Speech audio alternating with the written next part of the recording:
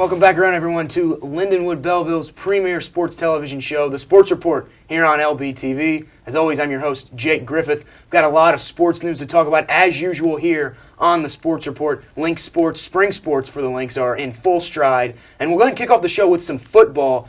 Major universities are playing their spring games, have already played their spring games, and the Lynx have theirs coming up in 2 weeks. So we'll go ahead and send it over to the football field, to Lindenwood Belleville's own Kieris Henry for an update on how preseason preparations are going. Kieris, what do you have for us? Thanks, Jake. The football team has been gearing up this offseason for our spring game, black versus white, here at the Lindenwood University Stadium in Belleville at 2 p.m. So come out and support your Lynx.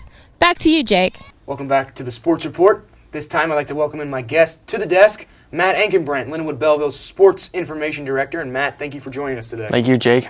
We've got some softball on the slate, some softball games coming up. The Lynx will close out the regular season with 6 straight away games. But before we get to that, I want to talk about the doubleheader versus Mobap this past week. We talked about it before we went on the air. They had the thriller, the 10-inning game that the Lynx won 5-4. And then in the second game, the Lynx would take home the victory 5-3.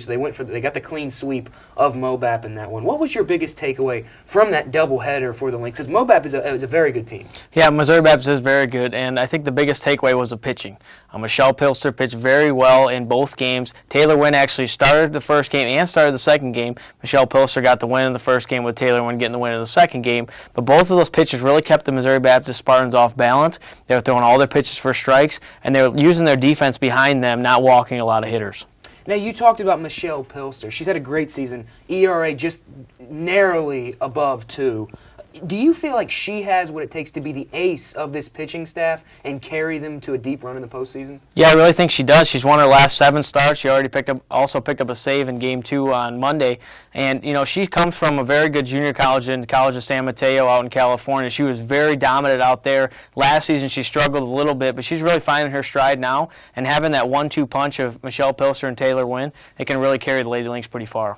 Now, we talked about the 6 straight away games to close out the season. The Lady Lynx will play Judson, Illinois in a doubleheader at 4 and 6 p.m. coming up on the 24th. What can we expect from the Lady Lynx against Judson? Judson's a very good team. They're 17-1 in the conference right now. They're very tough. That's going to be a very good game for the Lady Lynx, kind of a playoff atmosphere for them, especially playing on the road.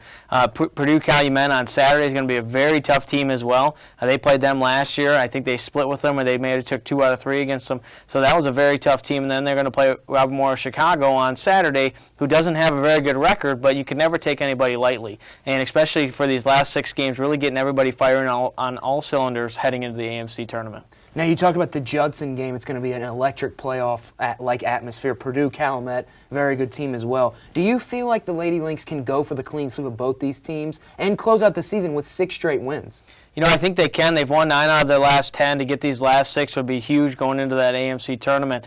And, it kind of depends right now. They're kind of waiting in the balance, just trying to see if they're going to win the regular season or not. If they end up winning the regular season, they get an automatic bid, regardless of how they do in the conference tournament. If they don't get that automatic bid, they finish second, then they're going to have to win their conference tournament to get to that national tournament. So to have all girls focused this weekend, play very good softball going into next Tuesday's game, against or at the AMC tournament, it's going to be very good for the Lady Lynx. All right, thanks, Matt. And that's all we have here on the Sports Report this week, everyone. We'd like to thank you for joining us.